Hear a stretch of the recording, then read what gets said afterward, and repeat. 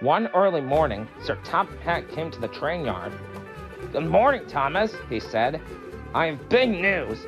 We're adding a passenger train to one of the freight branch lines because you have been doing such a good job. We want you to pull the new train once a day." Thomas felt proud. There would be new tracks to ride on, a new platform to stop at, and a new station house to see. All for Thomas. "Of course, there will be more passengers," said Sir Topham Hatt, "and more work." Oh, don't worry. Thomas told him in a boastful way. I can do it. It'll be easy. The other engines weren't so sure. "You must go slowly at first," Edward said. "You must listen to your driver and be careful not to get lost." Thomas was too excited to pay attention to old Edward. He might have trouble with new tracks, but not me.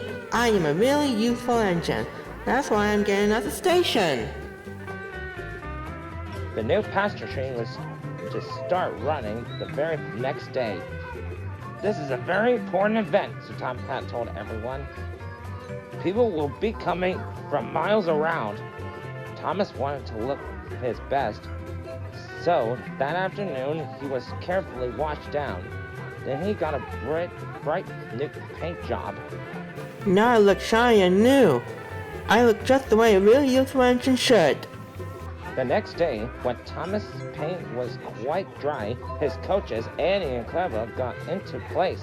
The driver climbed into the cab and they were off. Clickety-clack, Thomas was heading for the new station. "Make sure you read the signs along the tracks," Sir Topham Hatt called to him. "Remember, Thomas, this is a new way for you to go."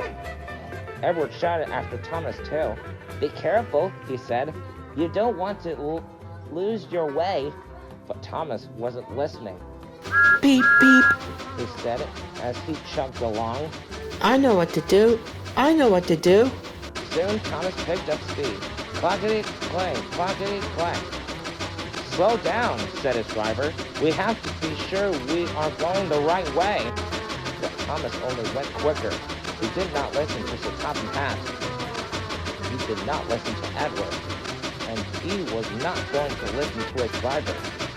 Beep, beep. He said. I know where to go. I know where to go. Now Thomas was going even faster. He weaved past houses. He sped past farms and lakes. Clackety-clack, clackety-clack. Signs went by in a flash. "Slow down," his driver said again. "We must read the signs." But Thomas didn't stop to read them. He wanted to get to the station as fast as he could. He wanted everyone to know he was a really useful engine. Soon, Thomas grew tired. He slowed down just a bit and looked all around the countryside. He saw a water tower and cows grazing in a meadow, but they didn't look familiar. Oh my, said Thomas. Where am I? I didn't listen to the Topham Hatt, Edward, or my driver. I didn't even read the signs. I wasn't careful at all. Clackety-clack, clackety-clack. Thomas came to a stop. He felt just awful. Sir Topham Hatt was waiting for him at the new railroad station with all the new passengers. And where was Thomas? Lost? Maybe I am not a real useful engine after all, Thomas said sadly. A big tear rolled down his cheek. Then Thomas sighed, and a puff of smoke billowed out of his smoke box. "Is that you, Thomas?" cried a voice in the distance. It was Sir Topham Hatt coming around the bend. "I saw your smoke. Now move along. Everything is ready," Beep, beep. said Thomas. The railroad station was just down the track. Thomas started up once more. How silly I am, thought Thomas. Of course nothing looks familiar. I've never been here before. If only I read the signs. Then I would have known I was going the right way all along. And Thomas hurried along the tracks. Clackety-clack.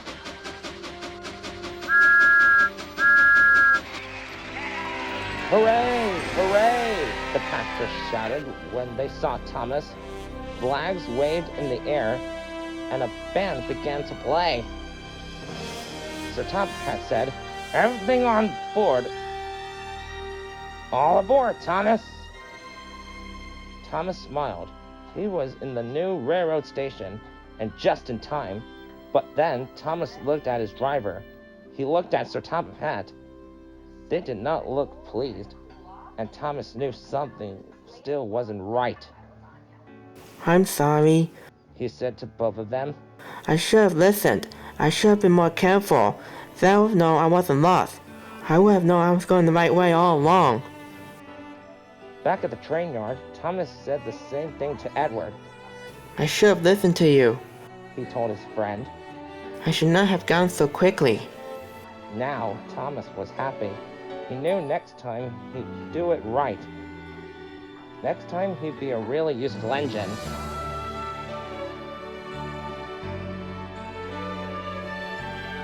And sure enough, Thomas was clackety-clack, clackety-clack. The following day, Thomas crossed carefully along the new tracks and headed straight to his new station.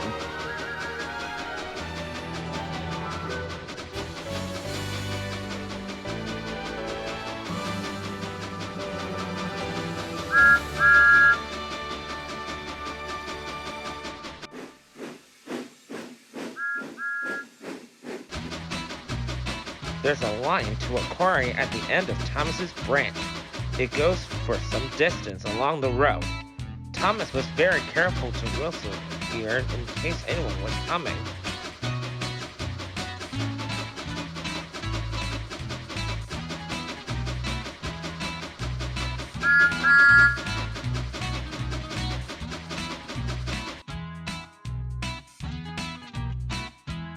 Early one morning, a large policeman was sitting close to the line.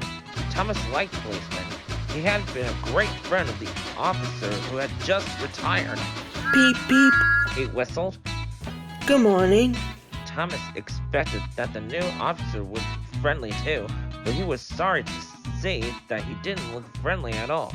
He was red in the face and very cross. "Disgraceful!" he spluttered. "I didn't sleep a wink last night.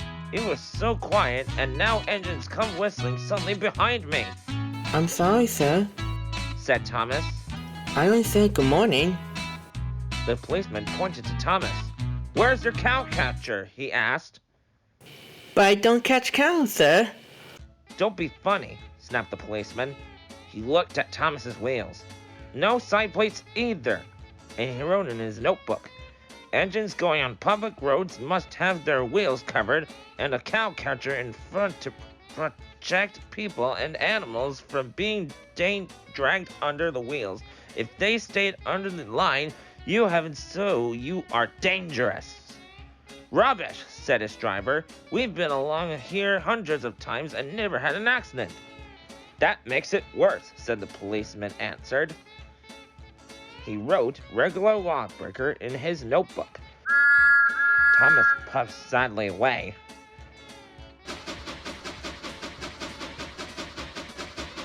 Sir Top Hat was having breakfast. He was eating toast and marmalade. The butler came in. "Excuse me, sir. You're wanted on the telephone." "Ugh, bother that telephone," said Sir Topham Hatt. "I'm sorry, my dear," he said to his wife. "Thomas is in trouble with the police, and I must go at once." At the station, Thomas's driver told Sir Topham Hatt what had happened. "Dangerous to the public indeed. We'll see about that." Sir Top Hat spoke to the policeman. But however much he argued with him, it was no good. "The law is the law," he said, "and we can't change it." Sir Topham Hatt felt exhausted. "I'm sorry, driver," he said. "It's no use arguing with the policeman. We will have to make those cowcatcher things for Thomas, I suppose." Everyone laughed, sir. Said Thomas. They said it looked like a tram. Sir Top Hat stared. Then he laughed. "Well done, Thomas. Why didn't I think of it before? We need a tram engine. When I was on my holiday, I'm in a nice little engine called Toby. He takes freight cars from the farms, but the trucks have taken over most of his work, and he needs a change." He has calf catchers and side plates. I'll write to his superintendent at once.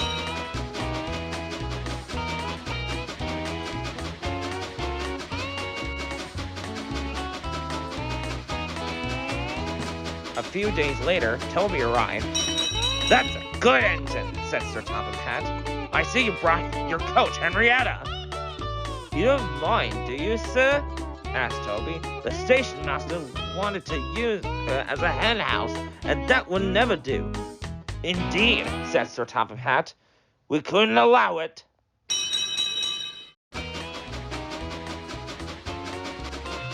Toby made the silly cars behave even better than Thomas did. Hey, you!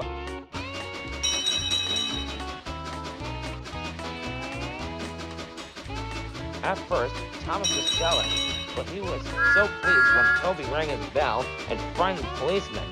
They've been firm friends ever since.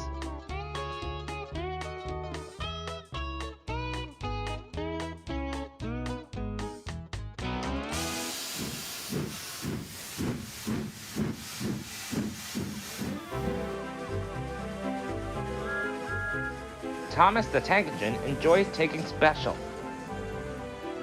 Today, he was bringing a special to Brendam Docks. His load was to go onto a cargo ship. The ship was scheduled to depart at sundown. Thomas had to get to the docks before then, but the load was very heavy, so Thomas puffed as hard as he could. He pulled so hard, he broke his coupling rods. He wasn't going anywhere. Oh no, Thomas said. I'll be late. His driver saw an old shed near the track. If there's a telephone in there, I could call for help, he said. Hurry, Said Thomas. and be careful. It looks spooky. Then a voice boomed from inside the shed. Do you mind? I'm trying to sleep. Thomas hoped it wasn't a ghost. Then his driver appeared. Is it a ghost? It's a surprise, his driver teased. Then the fireman took some of Thomas's coal and headed off to the shed. She can get us to the fitter's yard, his driver said. If her boiler holds, added the fireman anxiously. What kind of surprise is that? Thomas wondered. Thomas, meet Elizabeth, said his driver. At last, the doors were opened and out chuffed a dirty, grimy steam truck. So you're the little puffer that's broken down. Thomas was cross. And you're just an old steam truck. That would be vintage steam truck. Snapped Elizabeth. And I haven't much time for your coupling rods.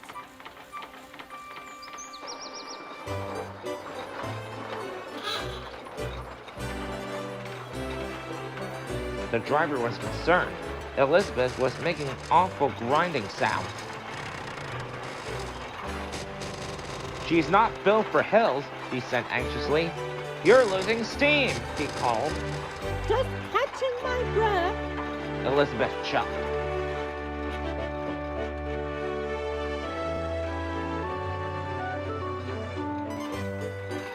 And finally, she made it.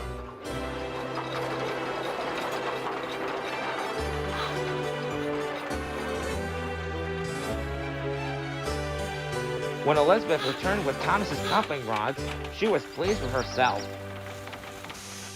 And next time, don't be so careless. She scolded. Thomas thought Elizabeth was the rudest truck he had ever met, but he was happy to get his new coupling rods.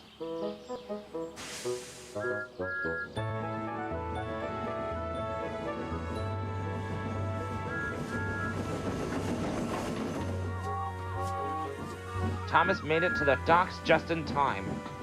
What took you so long? Said Sir Topham Hatt. Thomas told him about his broken coupling rods. He wanted to tell him how rude Elizabeth had been when she rolled up. Oh, it's you. Said Elizabeth, looking down at Sir Topham Hatt. Have you learned to drive properly yet? She's in a lot of trouble now. Thomas said to his driver. Elizabeth, said Sir Top Hat frownfully. My first truck! I thought you had been lost. They were old friends. It was too much for Thomas. Then Elizabeth told Sir Top Hat how she had been left in the shed for years. Sir Top Hat was so pleased Elizabeth had been found. He asked Jen Cole to restore her to her original beauty. And soon, Elizabeth had a rich dark color and gleaming coach works. You're the grandest truck in the whole railway, Sir Top Hat said proudly. I know, said Elizabeth even more proudly. And Thomas had to agree. She did look grand.